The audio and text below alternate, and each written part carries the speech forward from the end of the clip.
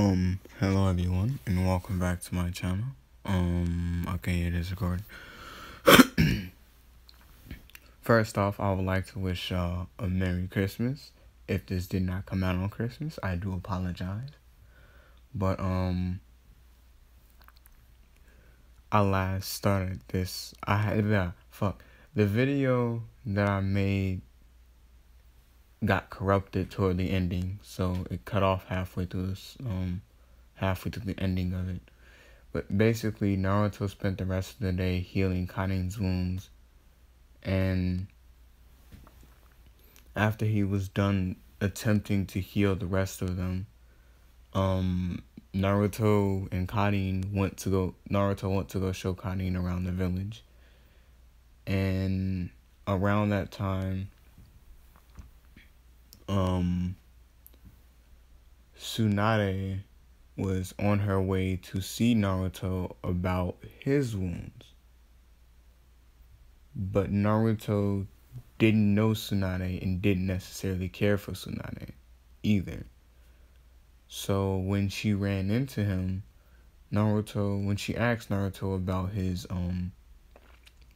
injuries, Naruto looked at her and looked away and they just kept moving with Karin. But when Jiraiya showed up to talk to Tsunade about Naruto, because Tsunade was visibly angry, she took her precious time to come down here just for Naruto to blatantly ignore her. And Jiraiya told her what Naruto went through, and Tsunade now is like, why did Hiruzen let that happen? And, Tsunade gets angry too. So now, and this is so bad to the point where even Orochimaru would be mad at Hiruzen. Like, like that's how bad this is. Like imagine Orochimaru showing pity toward Naruto. Imagine, bro. But anyway, let me get back to the story.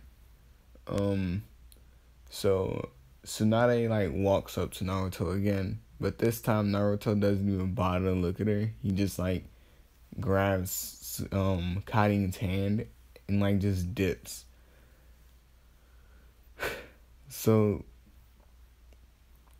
Tsunade now she's really angry because she tried to approach Naruto in a more calm-like way, but Jiraiya has to explain something else to her. Naruto has a select few of friends, and he doesn't trust anyone outside of me and his friends. So a new face means possibly a new threat. And she looks at Jiraiya and was like, but I'm not one. And Jiraiya looks back at her and tells her, but that's not how Naruto sees you. You might not be a threat in our eyes, but to him you are. And Karin asks Naruto why they're running, and Naruto is like, that's a new person. Oh no, I don't like new people. And Karin was like, well, I'm a new person. And Naruto was like, yeah, you are. But then again, I saved your life from a bear, I think. Wasn't it a bear or some shit? I don't know. I think it was. And then I told you could come and join us. And you joined. So, yeah. So they go back to, to Naruto's house. And I'm going to say Sasuke and Hinata and Sakura were there. And Karin asks them, how did they get in? And Naruto was like, I gave them keys. And Sakura basically explains to Karin, that's because every once in a while Naruto has, these little mental breakdowns and don't leave the house at all. So we have to come in here and either force him to leave the house or just try to get him to calm down. And Naruto goes into his room and just stays in there for the rest of the day. And Karin asks Sasuke, what's that about? And Sasuke tells her that that's just something Naruto does.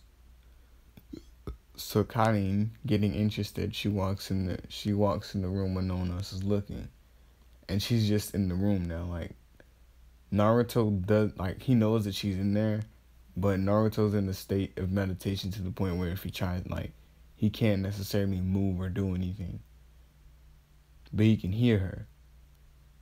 So Naruto like kind of stopped talking to Kurama, and when he bleh, when he stops talking to Kurama, Kurama was like, "Oh yeah, that girl's in here," and Naruto was like, "Yeah, I know. I wonder what she's trying to do." And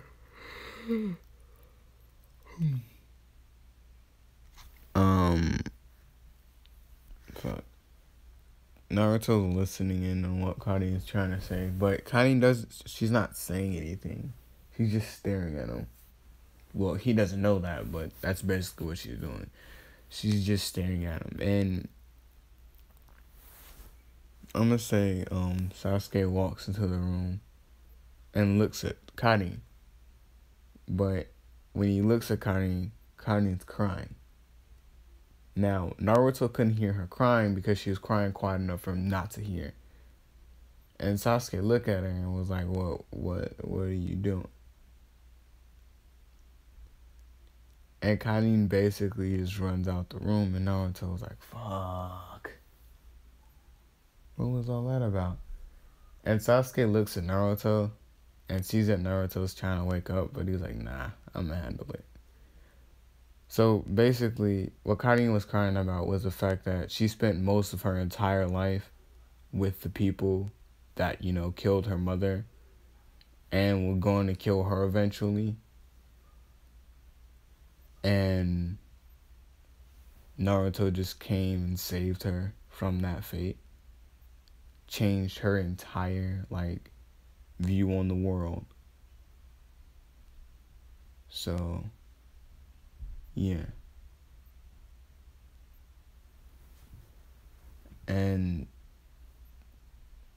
I'm gonna say Naruto wakes up, like, gets out the state of meditation that he was in to go and see what was going on with Karin.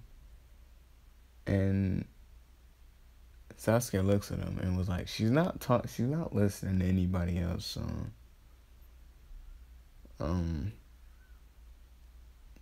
you're a go, I guess.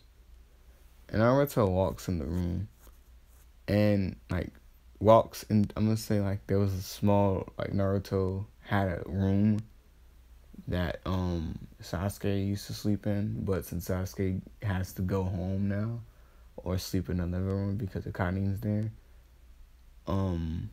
that's obviously Naruto didn't force him to do that.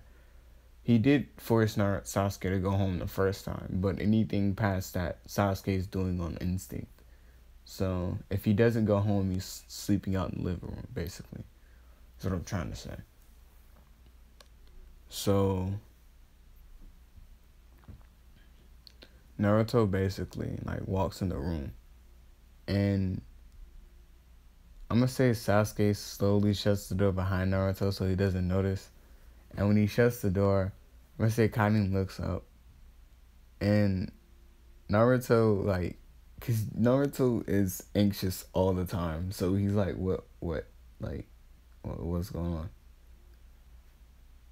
And she runs up and she hugs Naruto, and she was like, you changed like everything in a matter of days, in a matter of seconds. And Naruto knows what's like where this is coming from, but he can't process it for himself. Like, I'm gonna say Karin was expecting some big, like, oh, it's okay now, everything's gonna be okay. But all she got from Naruto was just like this stale-faced, what are you doing?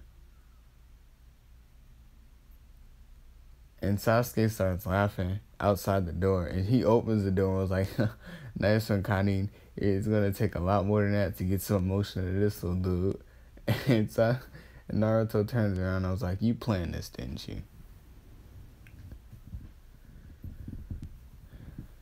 And Naruto basically just kind of nudges Kanin off of him and goes back into his room. Now, at this time, Naruto has gotten to a state where he can project himself not as soft. Basically, like face value. You see, like, he's basically able to put on a mask, a metaphorical mask, and act like everything's okay. But behind closed doors, like his room is not. So he's basically doing what, you know, the teenager that would be getting bullied at high school would do. You know, he would come home with that mask on and, you know, go into his room and probably cry his eyes out. But anyway, so it's not fucking funny. I don't know why I'm laughing. No, yeah, I didn't mean, if I offended some of y'all, I didn't mean to. Anyway, so Naruto goes into his room, and this time he locks the door.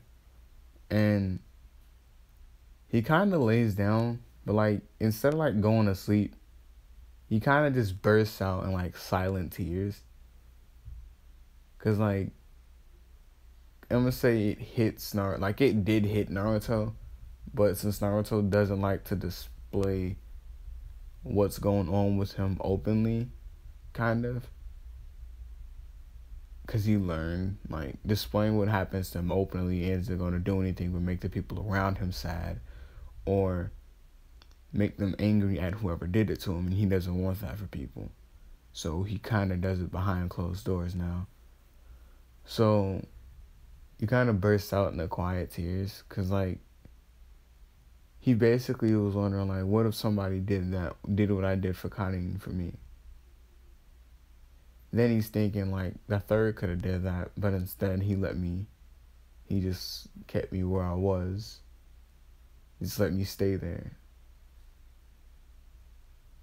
And I'm going to say a couple of hours pass, and Naruto comes out the room.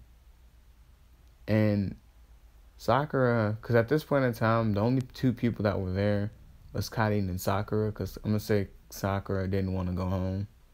And Sasuke just went home to go do something real quick, like make his bed or something, because he's not gonna be there tonight. So yeah,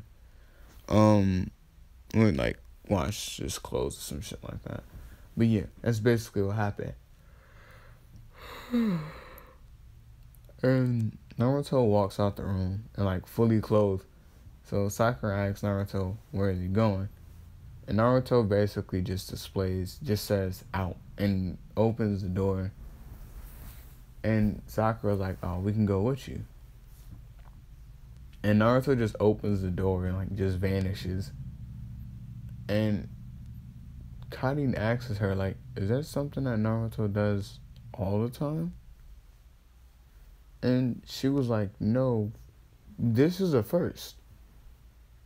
And Naruto was currently headed toward the Hokage's office where Tsunade, Jiraiya, and Hiruzen were at the time. And on his way there, there's so many, like, emotions going through his head to where, like, his little metaphorical mask kind of breaks and he starts to cry on the way there, and he unlocks his Sharingan. The one Tomoe, not anything more than that. Also, I did read a comment that said, why didn't Naruto unlock his Sharingan when he thought Sasuke died? The reason why was because at the time Naruto was in a full-blown coma. So the only thing that woke him up was the fact that the Nine Tails forced his chakra throughout Naruto's body. So Naruto was conscious, but he didn't have control over his body. So there was no point in time where the Sharingan could unlock because the Nine Tails had full control. Naruto was literally just a bystander until, you know, everybody started telling him to calm down. So, yeah. Anyway. Also, that never made sense to me. If the Nine Tails had control over Naruto and somebody was to tell him to calm down, how would that make him calm down? Because, like, if he was mad, visibly pissed off, and the Nine Tails took control and had full control over his body, how was somebody telling him to calm down? You know what? I'm gonna make something about that. Yeah. Not right now, though. So, he unlocks his Sharingan, but he only has one eye because Danzo only had enough, like, materials around him to genetically engineer one eye for Naruto. So, yeah. And when Naruto gets to the Hokage's office, he kind of, like, he's just sitting outside of it right now. And Sasuke gets back to Naruto's house. And when he gets there, Sakura is kind of pacing back and forth. And Kanin's like kind of trying to like figure out what's going on. And Sasuke's like, what happened? And she looks up at Sasuke. Sakura looks up at Sasuke and tells Sasuke that Naruto said he's going out. And Sasuke was like, y'all didn't go with him? And Sakura was like, no, because he just vanished. And Sasuke kind of was like a little paranoid. So he was like, we should definitely go out and look for him. And Sasuke just had a hunch to go to the Hokage's office. But he didn't immediately because they wanted to get Hinata into it. Like, Hinata with it too. So they went to the Hyuga compound first. Then went to go look for Naruto. And most of the time he can be either around the Hyuga compound or around his house area. Or at the ramen shop. Just staring. Like, Naruto's hobby when no one's around is to go to the ramen shop and just stare at the signs. Because he thinks it's just fucking amazing. Anyway, so Naruto basically, after a couple of minutes, because I guess he wanted to see if Hiruzen was gonna walk out there and try to apologize to Naruto, but he didn't. So Naruto uses speed and kind of just appears in the Hokage's office. And I'm gonna say Hiruzen tries to greet Naruto, but Jiraiya and Tsunade kind of notices that Naruto looks like he's going through some shit. Because he is. Who the fuck doesn't know that? So Naruto, gets on the Hokage's desk and grabs the third by, his collar. And is basically asking him, why'd you let it happen? And the third's like, what are you talking about? He's like, you let that person take me. And then you didn't even bother to save me. You just let that happen. I could have been a normal kid, but instead I'm this. I'm just some fucking weapon now, aren't I? That's what this is. Because Jinchurikis are all weapons. Yeah, that sounds about right. And the funny part about it is, I bet you nobody in this village knows I'm the fourth Hokage's son. So the entire time, I could have been, having a normal childhood. You decided that it was best to let some weird random guy take me and train me. That's fun, right? Yeah. Or did you just not care enough? Right? You just didn't care? Was that it? You just didn't care enough to make sure I was okay? And Hiruzen kind of is stuck because he didn't know that Naruto felt this way. But I'm gonna say Jiraiya was like, how the fuck did you not know he felt this way? And this is the first time he heard, Tsunade ever heard Naruto say or do anything. Besides look at her and run away. And then at one time he just blitzed away. But besides that point, she never really heard and seen, like, she never really heard Naruto speak or anything like that. So,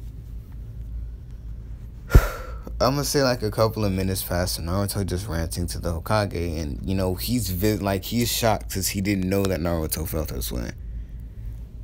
He thought Naruto was, you know, just quiet and well preserved, but it was the opposite. Naruto was just emotionally fucking damaged, and the third just was oblivious.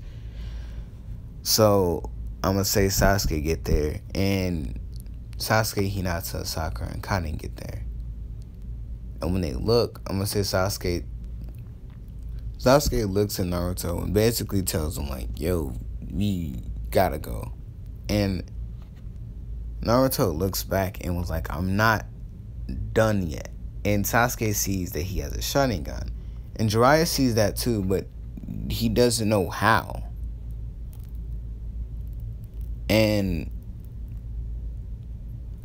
Naruto basically tells Hiruzen, like, you're the only reason why the Uchiha clan had to die. Well, technically, no, it wasn't just you. It was the second Hokage. But, you know, you could have fixed that. You know, you could have made things better. But no. Instead, you decided that, it was time for, you know, the Uchiha clan to go bye-bye, you know. But the only reason that Naruto knows this is because he heard some Abo members talking about it outside of like his little thing.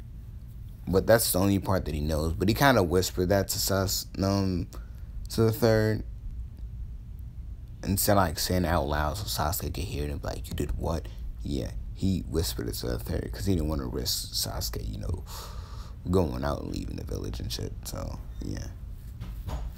So Naruto kind of vanishes and he goes back to his house and he writes a note. And the note states he's going to be going away for a little bit. You know, got some shit to think about. And he leaves the village. And when Sasuke and him get back to his house, they see the note. And Sasuke is kind of like, oh, because of course they would start barking now. Because why wouldn't they, right? Sasuke kind of starts, like, not tearing up, but he gets angry. Just a little bit. And I want to say Sakura and Hinata kind of start, like, getting a little emotional. And Karin, you know, she goes out and she starts looking for Naruto. I'm going to say Naruto finds Karin and tells her to go back to the house. And Karin was like, no. You come back with me and I'll go back. And Naruto looks at her and was like, sorry, but this can't work out like that. And he basically just chops her in the back of the neck and knock her out. And when the Jonin that was searching for Naruto find her, they take her back to the Hidden Leaf Village. And, like, basically, because they know that her, Naruto, Sasuke, Hinata, and them were all friends. So the third's kind of like, he doesn't want to dub Naruto a rogue ninja, but he also doesn't want to risk Naruto coming back one day and, you know, just outright blowing up that Leaf Village because of his mistakes. So he decides to try to step down from being Hokage, which leads to Jiraiya becoming Hokage. And even though that Jiraiya didn't want to become Hokage, he wanted Naruto to one day come back and be able to, you know, trust the Leaf Village again. So Jiraiya saw that this was the only course of action. that he thought the Naruto would approve of and enjoy. So Naruto at this point, yep. And Naruto at this point, it's already like he's not out of the Hidden Leaf Village. Like he's out of the Hidden Leaf Village's area, but he like still like he's just not leaving the Forest of Death. And I'm gonna say on his way out, he kind of sees like Kiba, and he basically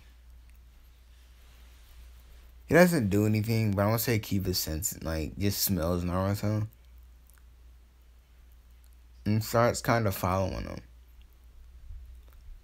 And Naruto remember what Kiba did, and he does get angry.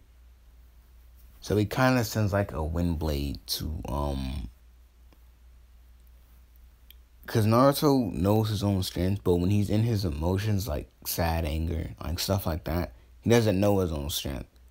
Like, he kind of takes it overboard. So he kind of sends like a wind blade back at him to kind of like knock him out.